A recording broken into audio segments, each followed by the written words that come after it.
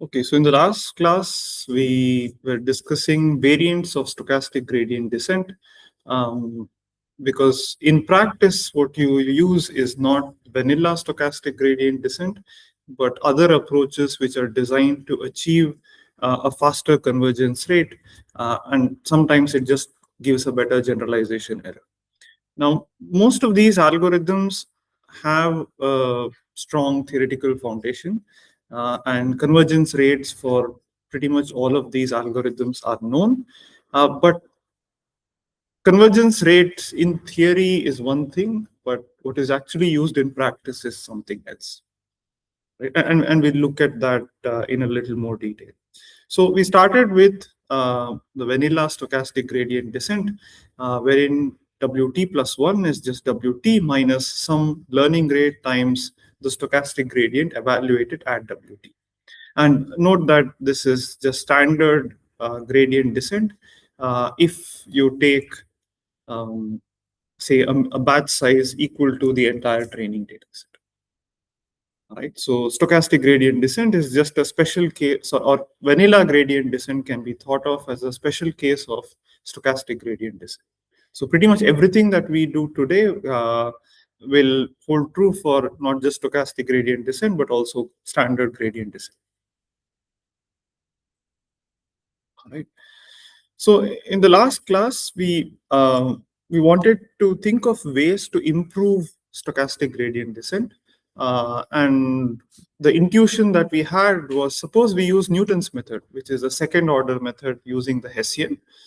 We can get a faster rate of convergence because essentially you're tailoring the directions and the step sizes in each direction, and you're not just moving in the direction of steepest descent at a constant rate.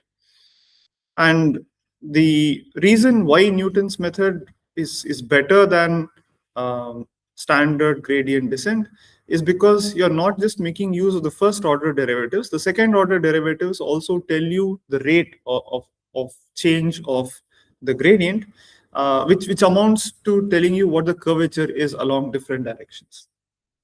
Right? And um, gradient descent is typically slow when the curvature along different directions are significantly different. Or to put it more precisely, if you look at the Hessian, if the condition number of the Hessian is large, then the rate of convergence of stochastic gradient descent is correspondingly lower. So are there ways of improving stochastic gradient descent? And at an intuitive level, instead of assigning a fixed step size for all directions, can we assign different step sizes to different directions? So that was the thinking behind this particular approach called ADAGRAD, or adaptive gradient method, wherein at the moment it seems a bit mysterious. Instead of looking at Wt plus 1 equal to Wt minus rho times the gradient evaluated at Wt, you scale this by another vector. So essentially you multiply the gradient coordinate wise with another vector equal to rho divided by square root of st plus epsilon. So effectively you're trying to find out the energy of the gradients along different directions and suitably normalizing so that, roughly speaking, along each direction there is approximately unit energy. Again, this is a very high level, loose sort of intuition. All right. And there are ways of deriving ADAGRAD. One is through what is called mirror descent, but there's another approach where you try to do some sort of a local optimization. Effectively, at the tth time step, you want to find that diagonal matrix AT, which minimizes the risk as much as possible. Right? Remember that the goal is to minimize this empirical risk. And the question is, suppose that you have reached a certain point up to the tth time instant. For the t plus 1th time instant, can you choose this matrix AT such that it is diagonal and achieves the smallest possible empirical risk? You can try to optimize for those parameters. And for those, at least an approximate optimization of AT gives you the Adagrad update rules. Right?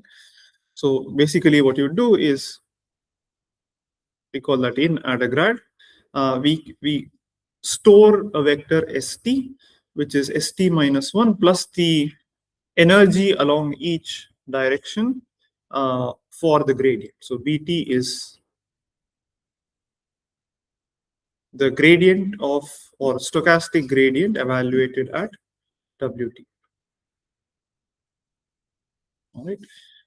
And Wt plus 1 is this Wt minus rho divided by square root of St plus a small quantity epsilon. This is taken to be some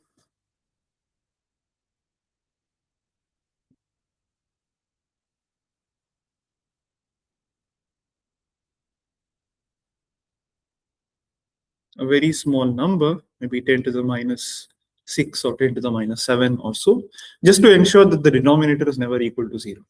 That's the only purpose of having this small epsilon term. Right. Now, the main problem with the Adagrad update rule is that, well, you're accumulating energies in every time step, and eventually this is going to become very large.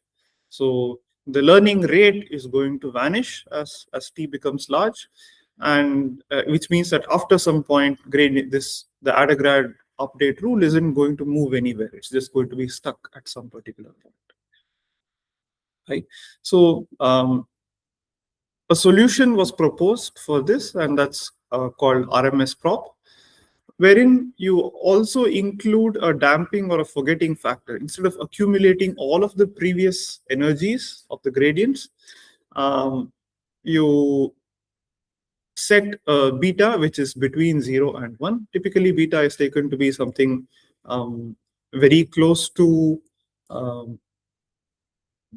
close to 1, such that this damping or forgetting factor, so that as you look at the history, the previous so the energies the energies contributed by the gradients too far in the past decay exponentially in how far behind they were in the past. Right. So basically, this beta times st minus 1 plus 1 minus beta times the gradient at time t. You can expand this as beta times st minus 2 plus 1 minus beta times the gradient at t minus 1, and so on. So as you go farther behind in the past, the corresponding gradient energies get scaled by beta to the power of t prime, where t prime is how far in the past they were. Right. Any questions?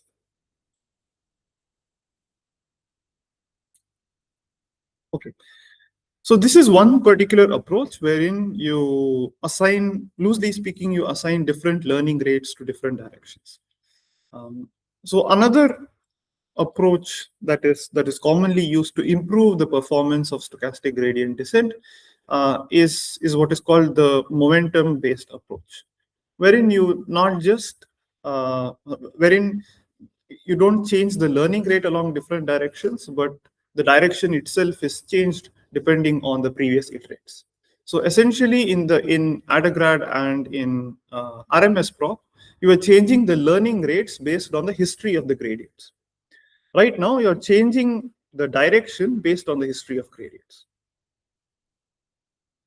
So this is what is called the classical momentum method.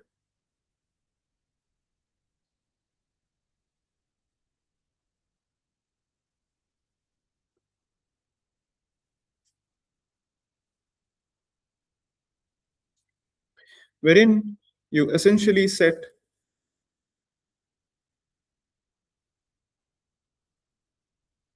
you look at a BT bar, which is equal to beta times, let me call this alpha times BT minus 1 bar plus 1 minus alpha times the gradient evaluated at Wt. gradient or stochastic gradient.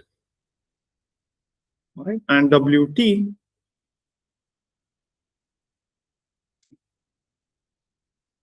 plus 1 is equal to Wt minus some rho, or this learning rate could also depend on time, rho times Bt bar.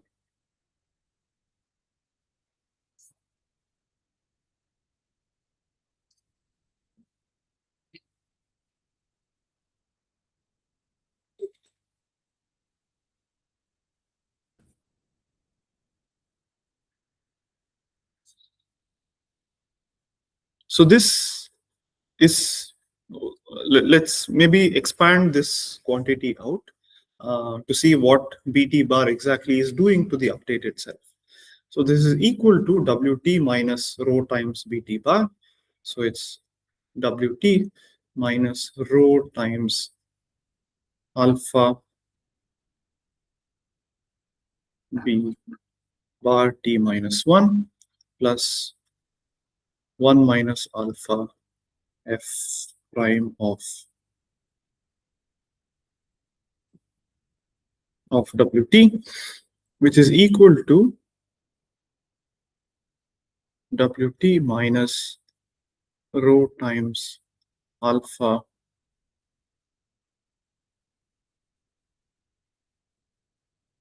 Bt minus 2 plus, so let me also expand.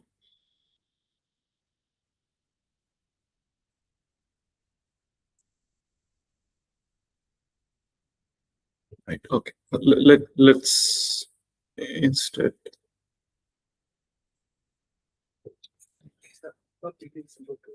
So yeah, the quantity alpha is between 0 and 1.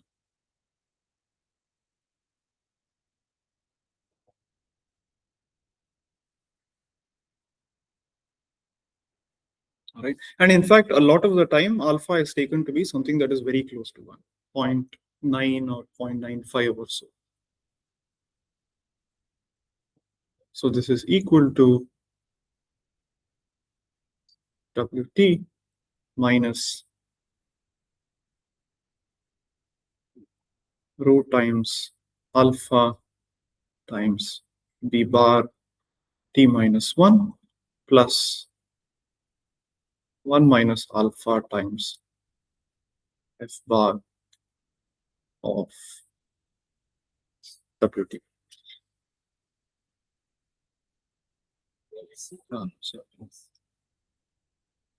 Sorry? Yeah. Yes.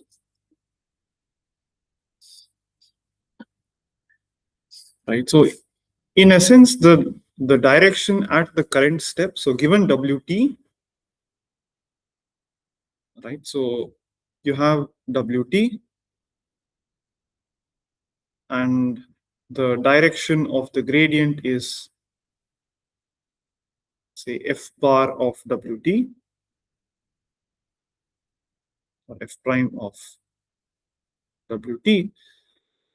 But depending on the past trajectory of the gradients, right? So let's say that the past history of the gradients was all in the same direction, say. So that this B T minus 1 bar is essentially the contribution of all of the previous gradients. So that would correspond to another vector, which is this B bar T minus 1. So you assign a larger weight to the history of the gradients rather than the direction that is given by the current gradient. So just by looking at the algorithm, an intuitive one intuition that you get is basically you give a lot of priority to the previous history of the gradients or the average of the previous history of the gradients, and relatively less weightage to the current gradient. So this has the effect of, so that's why it is called the momentum method, because essentially you're moving along a certain direction, which means that there is a certain amount of momentum in that particular direction. So you can think of um, sort of a ball rolling down the hill. Effectively, if the ball was almost weightless, right, then the ball would just roll down in whatever direction um, the the hill has an incline, right? As soon as there is a slight change in the incline of the hill, the ball would immediately change its direction. But then, if the ball has a certain amount of weight, and so therefore the ball has a certain amount of momentum. Now, if there is only a slight incline, the ball doesn't immediately change in that particular direction because it already has weight and it already has velocity and a certain amount of momentum in its history. So then there is a slight deviation in its movement, but it still continues to move in the direction it was originally moving. Right? And that's the high level physical intuition behind the momentum method, and that's why it's called the momentum method. All right. So, in fact, you can't really prove that moment. So, momentum as a technique, at least in theory, is known to perform at least as well as stochastic gradient descent. But you can't really say that the momentum method achieves a faster rate of convergence in general compared to vanilla stochastic gradient descent. But particularly when you're training deep neural networks, some variant of momentum is extremely helpful. And in fact, a, a lot of the models are trained using some variant of momentum based methods.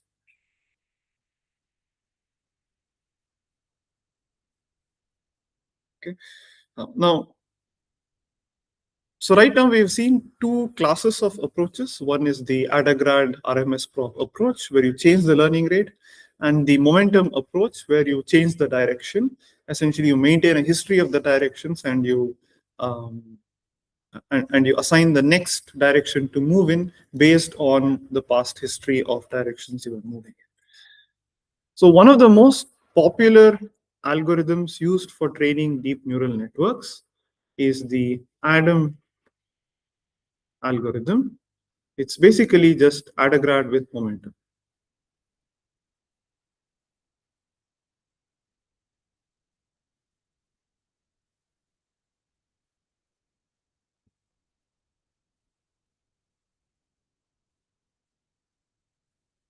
Right?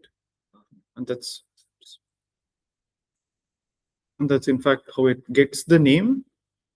It's ADA. Yeah.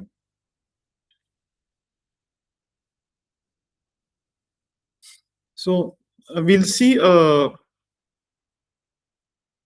variant of not exactly Adam, but some intuition as to how you get the Adam algorithm by just combining the Adagrad algorithm with momentum. Okay, so essentially, let's suppose that we did the following. We set this BT bar as in SGD with momentum. We set BT bar to be BT minus 1 bar plus alpha times BT minus 1 bar plus 1 minus alpha times the gradient or stochastic gradient evaluated at WT. And we also maintain an ST, which is beta times ST minus 1 plus 1 minus beta times F prime, the gradient or stochastic gradient at WT squared, where remember that the squared is just entry-wise squared. Okay, and in both these parameters, alpha and beta are between 0 and 1.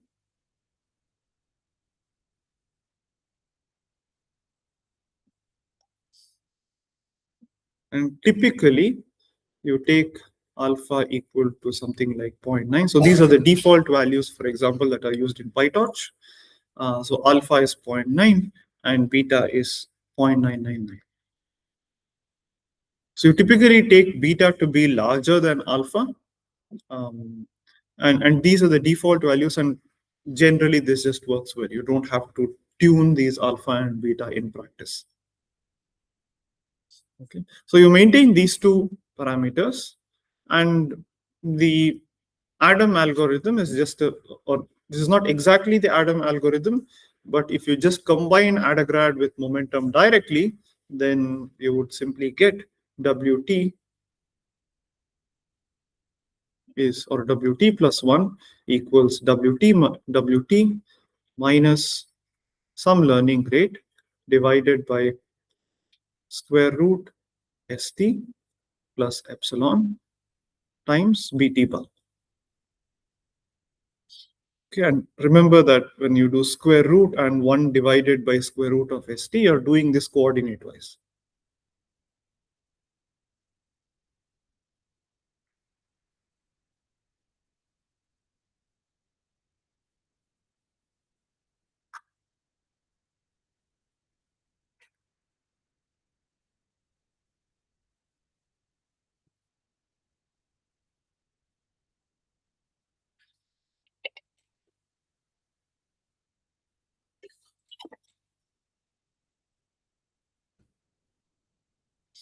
So, but this is not exactly the Adam algorithm. You do a little, you make a minor tweak to just simple Adagrad with momentum. And the algorithm just basically does the following. So to understand the tweak, let's look at the estimate of, or let's look at BT. So if you look at BT, this is equal to alpha times B bar T is alpha times B bar T minus 1 plus 1 minus alpha times the gradient at WT. Right? So this is equal to alpha times BT minus 2 plus 1 minus alpha times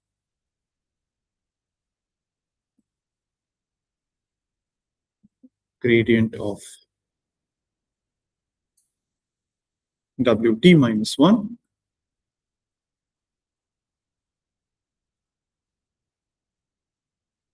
plus 1 minus alpha times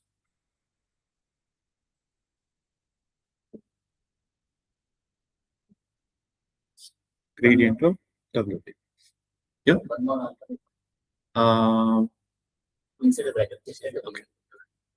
Here, right? Okay. So this is equal to alpha times,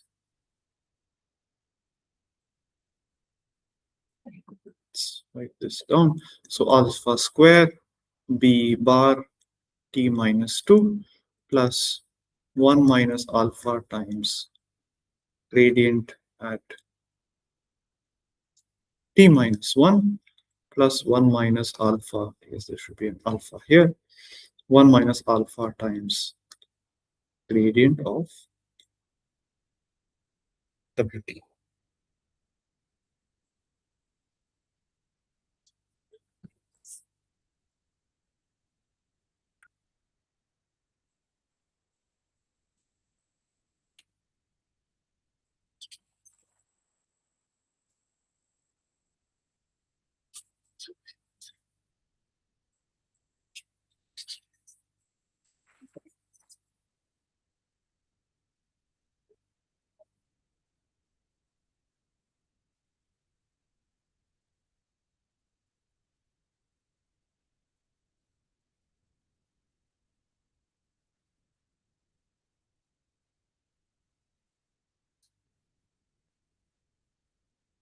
Right.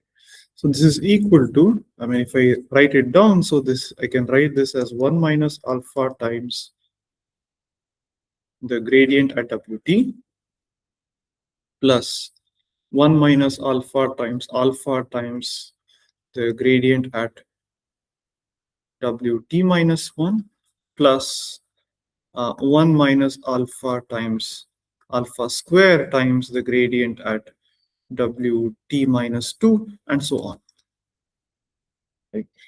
Which is equal to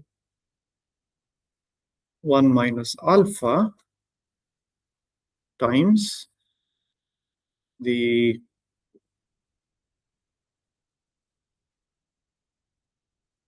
let me write f prime of Wt plus summation t prime equal to 1 up to t um,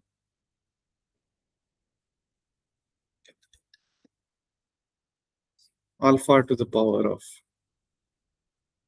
let's see if I can do this. Yeah, alpha to the power of t prime times f prime of W t minus t prime,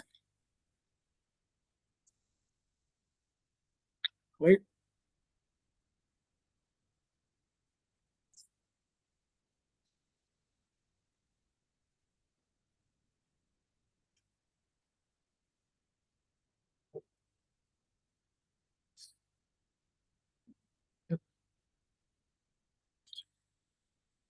So this is equal to, let's do the following, wherein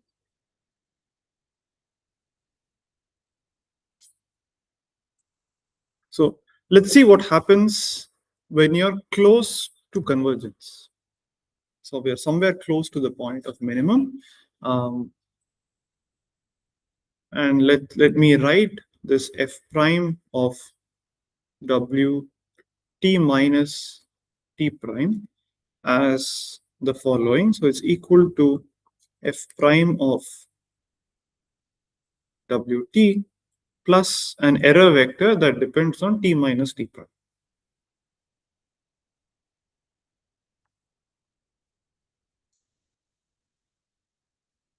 Okay.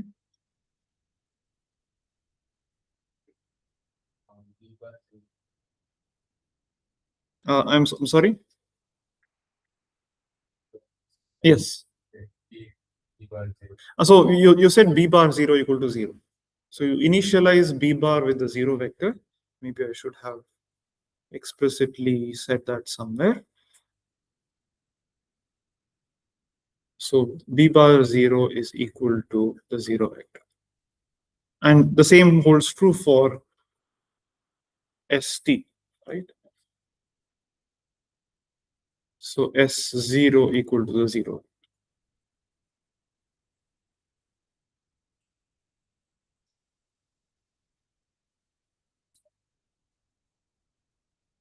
So in this case, I'm writing the gradient or the stochastic gradient and the t minus t prime iteration to be the stochastic gradient in the current iteration plus an error vector. Okay. And the reason I'm writing it in this particular fashion is because, well, when you're close to convergence, the gradients or stochastic gradients hopefully will not vary too much. So there'll be a small amount of error which can potentially accumulate. And if it's a stochastic gradient, then basically the expectation of f prime of Wt should be close to 0. And so should the expectation of f prime of Wt minus t prime for t prime close to t. Right? So assuming that it is somewhere in the vicinity of the point of convergence, note that even though the expectation of f prime of Wt can be something close to 0, the actual value of f prime of Wt may not be close to 0 because it is a stochastic gradient after all. It's only guaranteed to be equal to 0 in expectation. So in principle, these could potentially give totally different directions because in the end, it's just a random direction.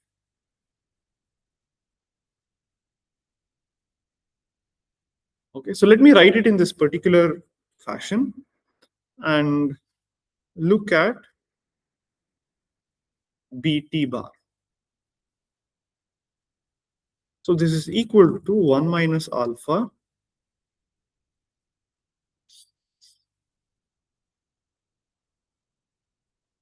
times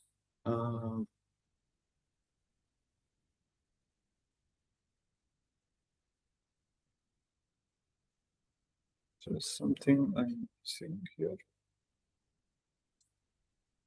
So let's write it down. Okay. So this is equal to f prime of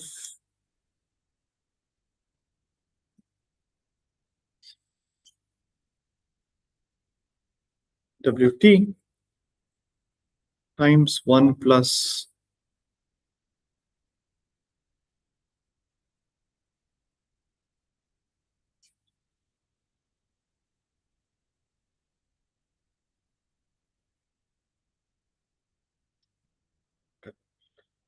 summation, write this as summation t prime equal to 0 up to t minus 1 alpha to the alpha t prime plus summation t prime equal to 1 to t minus 1 alpha t prime e t minus t prime, right?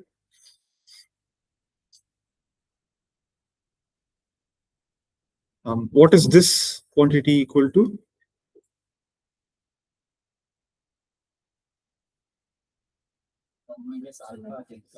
Correct.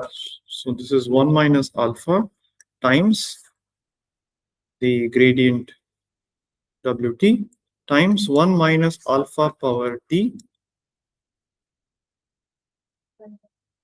divided by 1 minus alpha, right? Plus summation t prime equal to 1 to t minus 1 alpha t prime. So let me just see.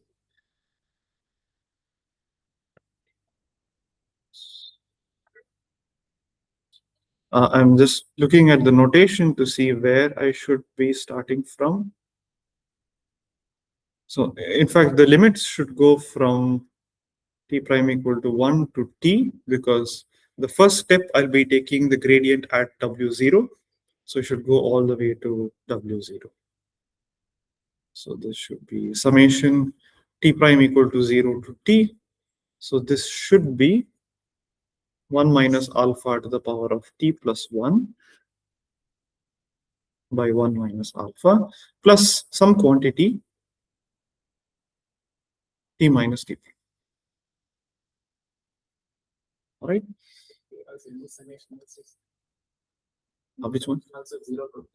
Correct. So this should be 0 to so t prime equal to 1 up to t.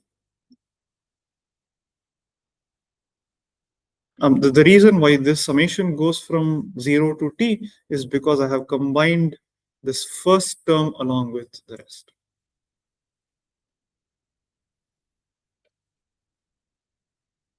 Right, so this 1 minus alpha gets cancelled with this particular 1 minus alpha. So this is equal to f 1 minus alpha to the power t plus 1 times f prime of Wt plus some quantity, let's call it E. All right. Now what we would like to happen is that at least when t is sufficiently large and you're hopefully close to convergence, bt bar is close to f prime of Wt. That's what you would ideally like to happen. But then this obviously this estimate, so if you look at expectation of bt bar, this is equal to 1 minus alpha to the power t plus 1 times expectation of f prime of Wt plus expectation of E. Right. So this is obviously a biased estimate of the gradient that you have finally. Um, so what can you do? So the creators of Adam suggested the following step. Well, this is bias. This is biased. Let's try to reduce the bias to some extent. You can't get rid of the bias totally, but let's try to reduce it. So instead of setting BT, so instead of using BT bar in the gradient estimate, you look at BT bar divided by 1 minus alpha to the power of t plus 1. So this would be expectation, or this would be f prime of Wt plus some error vector. All right. Um, yeah. So divided this, let's call this E prime, where E prime is E divided by 1 minus alpha to the power of t plus 1.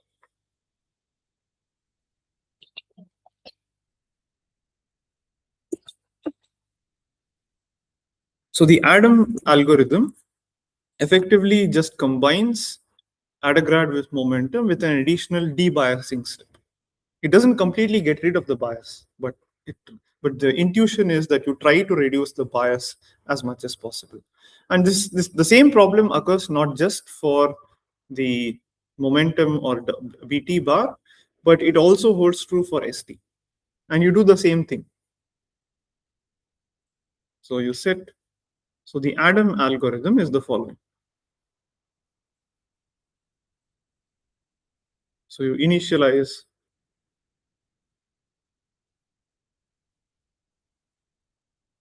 AW0 and also initialize B0 bar to be equal to the 0 vector and S0 to be equal to the 0 vector.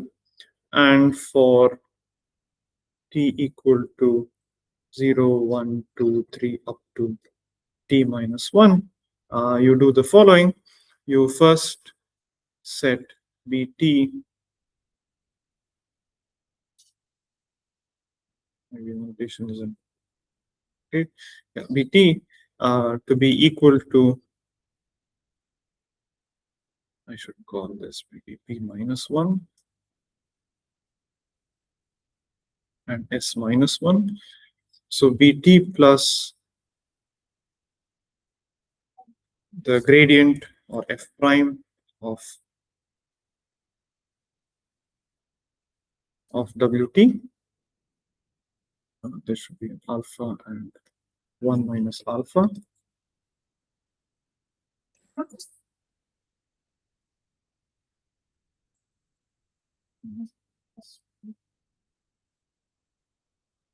Yes, Bt plus 1 is alpha Bt bar plus 1 minus alpha f prime of Wt, and S, I guess again I'm following the notation. I also, this is Bt equal to alpha times Bt minus 1 plus 1 minus alpha times f bar Wt, and St is equal to beta times S t minus 1 plus 1 minus alpha times f bar Wt squared,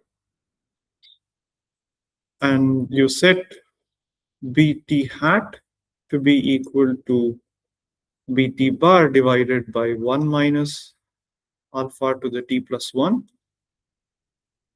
and St hat to be equal to St divided by 1 minus beta to the power of t plus 1. Question?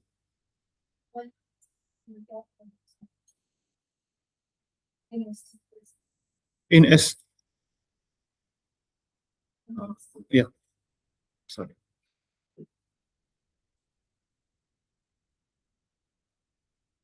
Right, so St hat is St divided by 1 minus beta to the t plus 1, and W t plus 1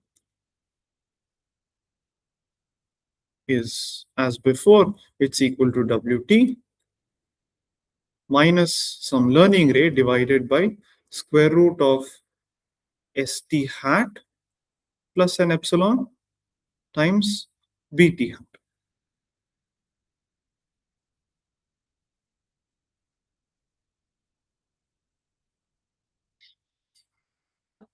Right? And that's all there is to the Adam algorithm.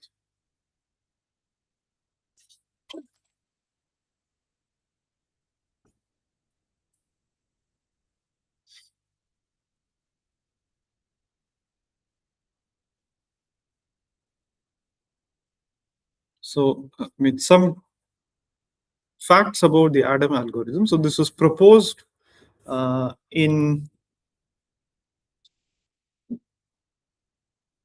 this particular paper in 2015 by Kingma and Ba, and it became extremely popular because, at least empirically, it performed very well when you were using it to train deep neural networks. And by default, like most deep neural networks are trained using the Adam algorithm. If you don't know what to start with, this is the place to just use this by default, and generally the training works pretty well. This particular paper introduced the algorithm itself and had some proof of convergence, but it turns out that the proof of convergence was wrong. Right. So even though it performed very well empirically, the proof was wrong. So there were some other later papers which tried to offer alternatives. So try to modify the Adam algorithm such that you can actually prove convergence rate and even prove convergence for certain functions. In fact, for the Adam algorithm, at least in their proof, it was shown that even for some simple functions, the algorithm doesn't converge. But then later on, there were more refined analysis of the algorithms, and it was shown that the Adam and Adagrad algorithms can be proved to converge, at least when applied to smooth and even potentially non-convex objective functions. Okay. So the proof of convergence of Adam came pretty much quite later compared to when it was actually when it was proposed, and it became very popular, at least empirically. And this is something that you'll keep seeing in the field of deep learning. A lot of the time, there are many heuristics or many ideas that work empirically well, but you can't really prove them, or at least at the time they were proposed, there was no formal proof. But the theory is in many cases catching up. So, for instance, the convergence of Adam, at least for nice functions, is kind of established.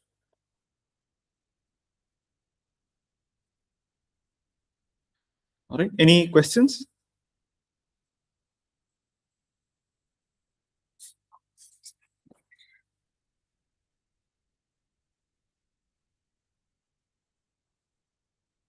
Okay. So this was one class of approaches, and these are ways in which you can modify the stochastic gradient algorithm to converge at a faster rate. But then you can do more to even increase the rate of convergence and even provably improve the rate of convergence. And that is the so-called acceleration methods.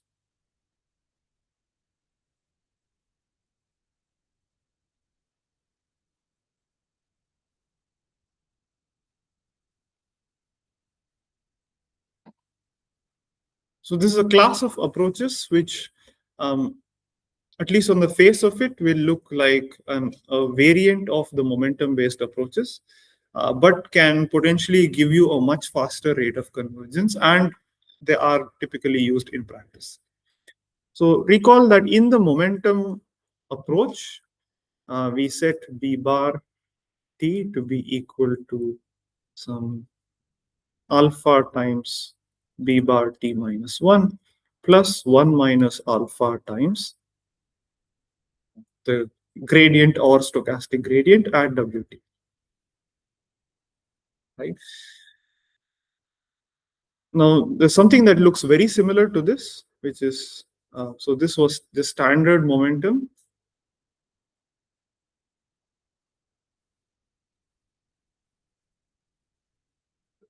This is what is called classical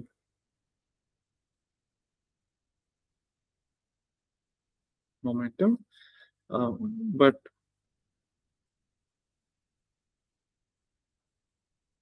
there is what is called Polyak momentum,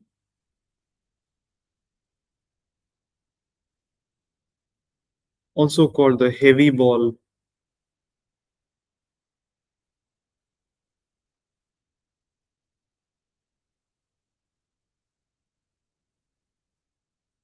which looks very similar, except that instead of taking Bt bar in the above fashion, you take this to be alpha times Bt minus 1 bar plus the gradient or stochastic gradient at Wt. So that 1 minus alpha factor is just missing.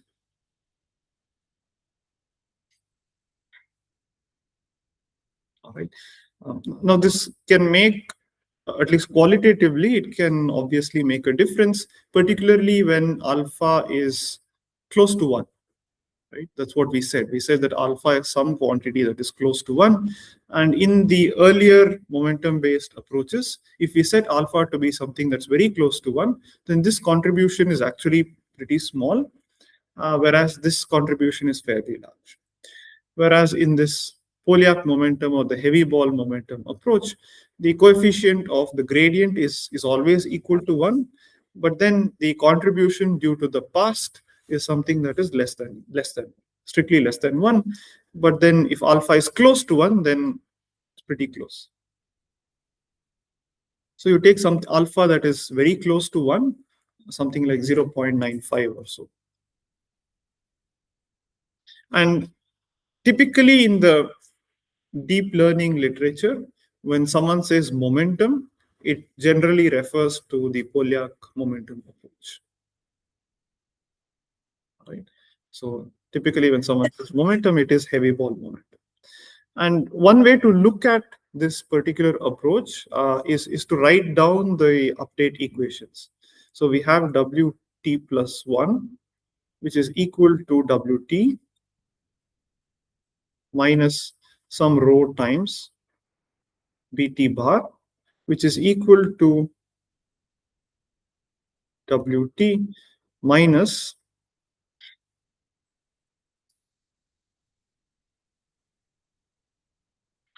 alpha times Bt minus 1 plus f bar of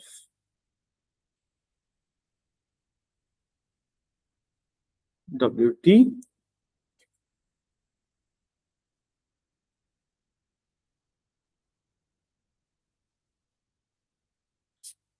minus, I will add and subtract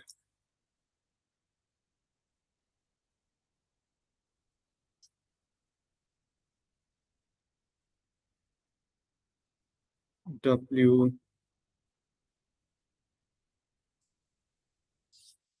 minus 1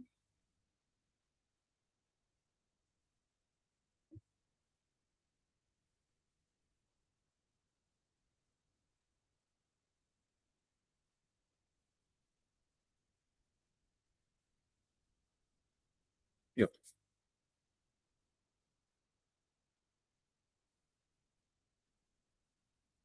plus alpha b bar t minus 1 plus prime of Wt.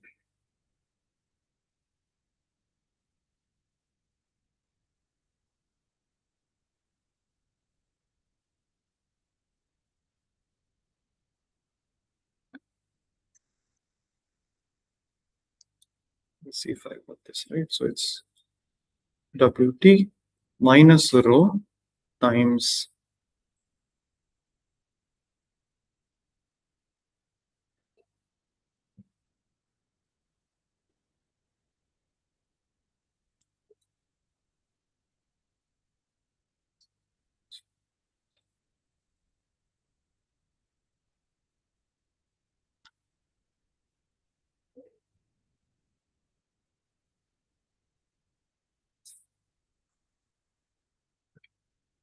let's call this Wt minus 1 minus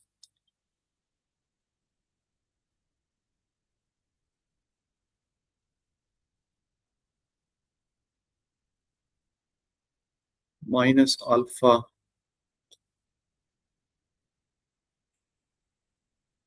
b bar t minus 1 plus f bar of Wt.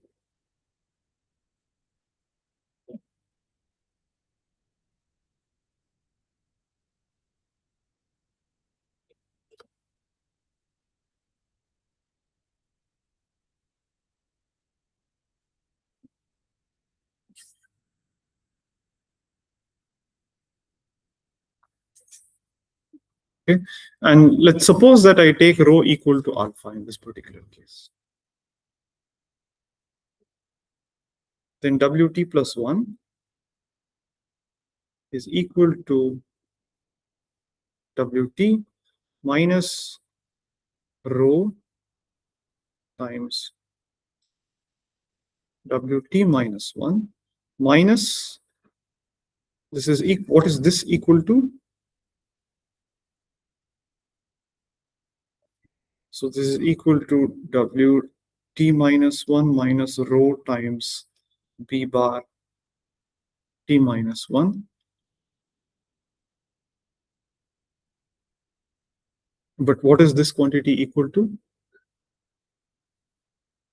This is equal to Wt, right? So this is Wt minus rho times or plus rho times Wt minus Wt minus 1 plus f prime of plus yes, minus rho times f prime of Wt.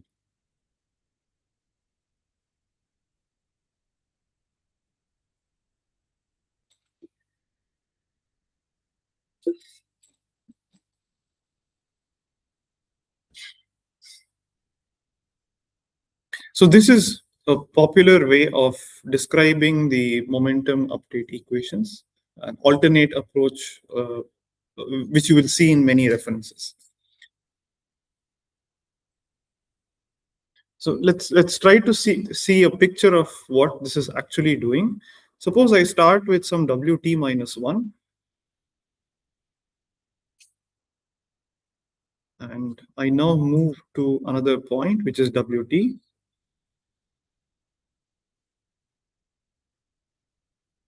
So this gray vector is along the direction of Wt minus Wt minus 1. Okay, I'm currently sitting at Wt, and if I moved in the direction of Wt minus Wt minus 1, I'd proceed in the same direction. Correct? Now, instead, suppose I looked at the direction of the gradient at this particular point, that would potentially be in some other direction, which is the direction of f prime of Wt.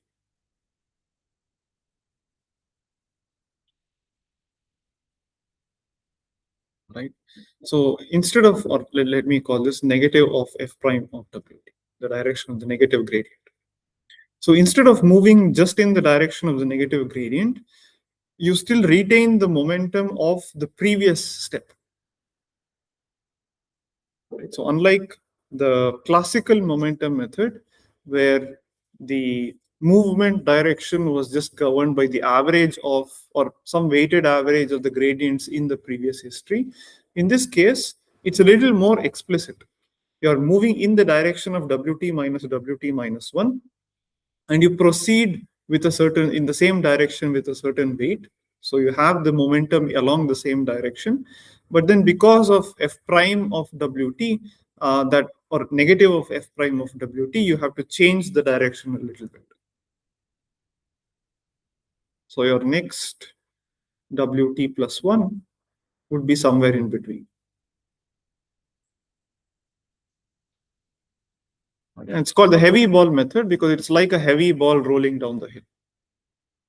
You don't give too much importance. You give some importance, of course, to the gradient, which is the direction of the incline of the hill, but then it also has a lot of momentum along the direction it was in the previous time step.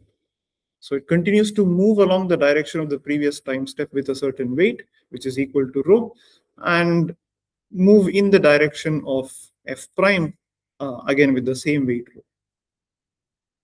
Yeah. Well, you can assign different weights to the different directions. So there's a slight variation in how you define some of these things, but at a high level, this is exactly what is done.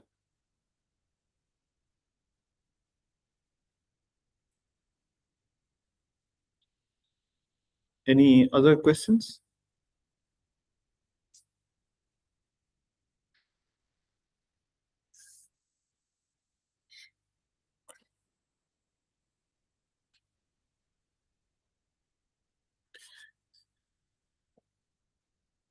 Great. So let's try to look at the Polyak momentum algorithm in a slightly different view. So let's look at Wt. In this case, Wt plus 1 is equal to Wt minus, in general, this is equal to Wt minus rho times alpha b bar t minus 1 minus rho times f prime of Wt. Right? So this is the Polyak momentum term, and you evaluate this gradient at the point Wt. Okay, so right now all you're doing is you're just assigning uh, some component of the momentum to the previous history and some component to the direction at the current point. Okay. There's another approach which is called Nesterov acceleration.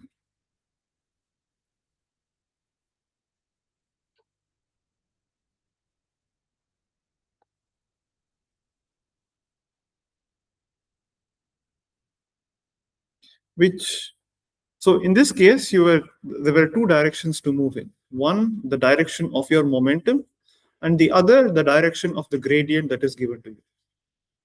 Right?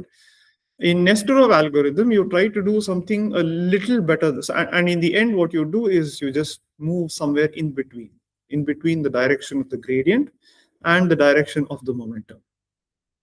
In Nesterov, you do a little bit better. You try to sort of predict or look ahead as to what would happen if you moved in an intermediate direction. So, in other words, you set, so instead of evaluating the gradient at Wt, you try to evaluate the gradient at one of these intermediate points. So basically what you do is you have a look ahead step where you set, say, W tilde t plus 1 to be equal to Wt, or let me call this W tilde t equal to Wt minus rho times alpha times b bar t minus 1. So it's basically this particular quantity that you take.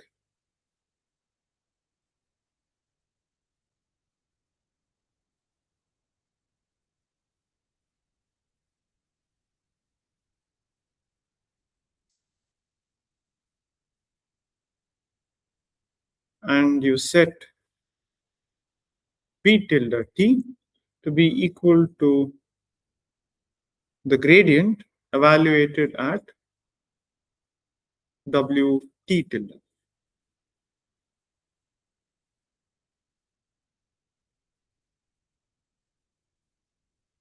And bt bar to be equal to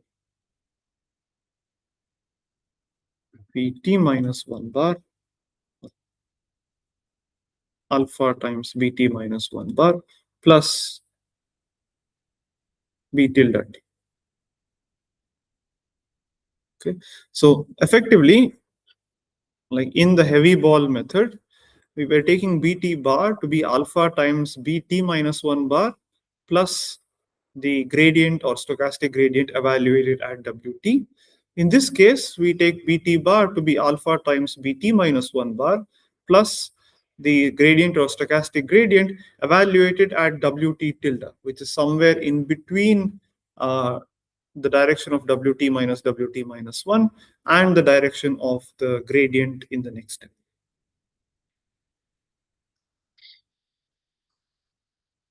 All right, and you set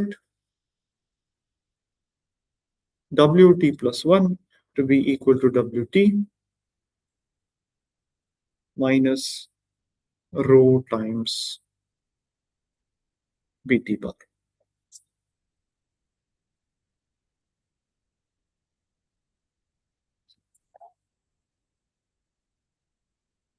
So basically, you're evaluating the gradient by looking ahead at where the ball essentially might go if it proceeded with the same or previous trajectory.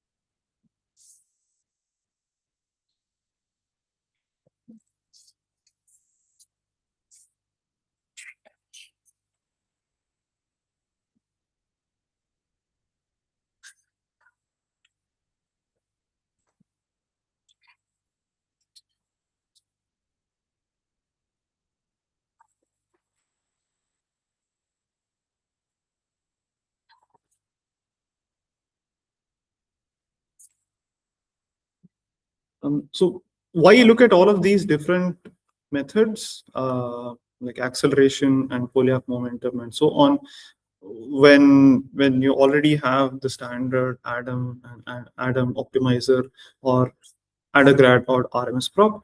So typically you don't really use the Adagrad or RMS prop in practice. Generally, you only use Adam. But then if you already have Adam, then what do these acceleration methods offer you? It turns out that these acceleration methods can significantly improve the rate of convergence. If you take standard gradient descent, then even modifications like Adagrad and Adam can't really get anything beyond an order 1 over t rate of convergence for smooth functions. But it turns out that with Nesterov acceleration, you can prove an order 1 over t square rate of convergence, which is much faster. And even a lot of times in practice, acceleration methods can indeed improve the rate of convergence. So there's a way of accelerating even the Adam algorithm. And that's sometimes called Nesterov accelerated Adam. So it looks a little bit different to the standard Nesterov acceleration step that we've written, but let me just write it down nevertheless.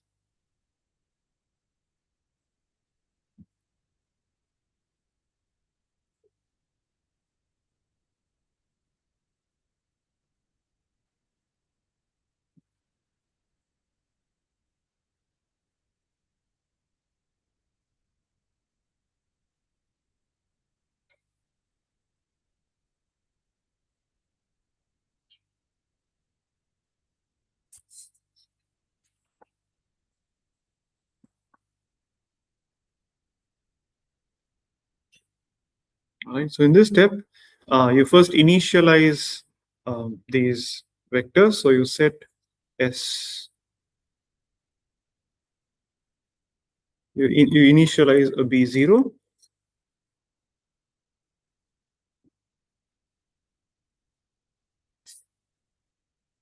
a W0. You also initialize a B bar minus 1 to be equal to 0, which is also what you set, S minus 1. And then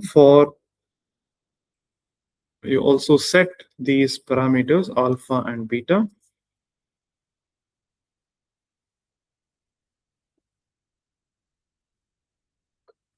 And both of these are quantities that are very close to 1.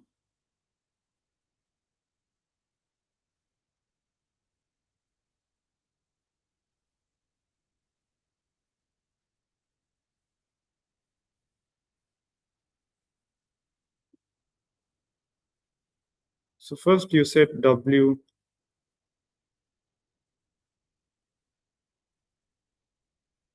let's call BT, to be equal to the gradient or subgradient or stochastic gradient at WT.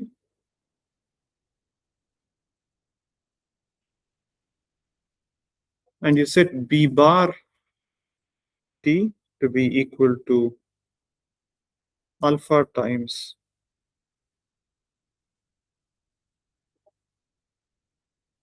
B bar T minus 1 plus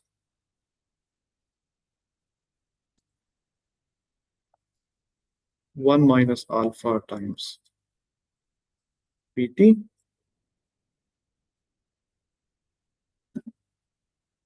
B hat T to be B bar T divided by 1 minus alpha to the power T plus 1. And similarly, you have the standard S bar T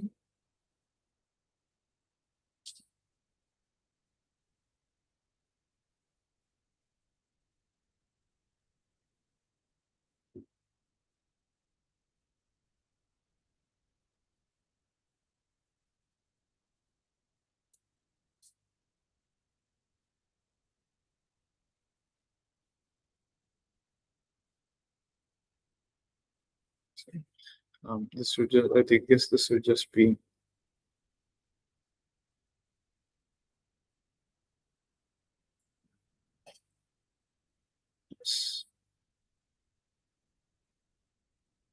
BT, and this step should be WT minus rho times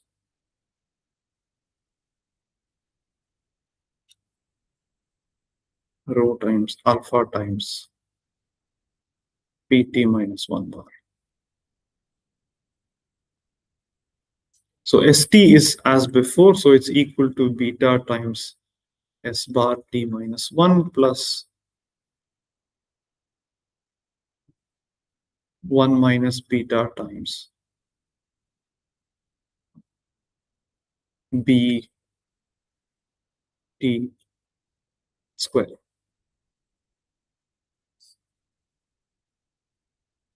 And S hat T is equal to ST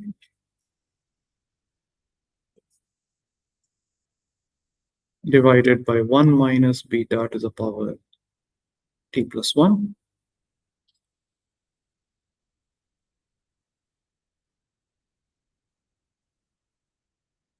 And WT plus 1 is WT minus some rho divided by square root ST hat plus epsilon times BT hat.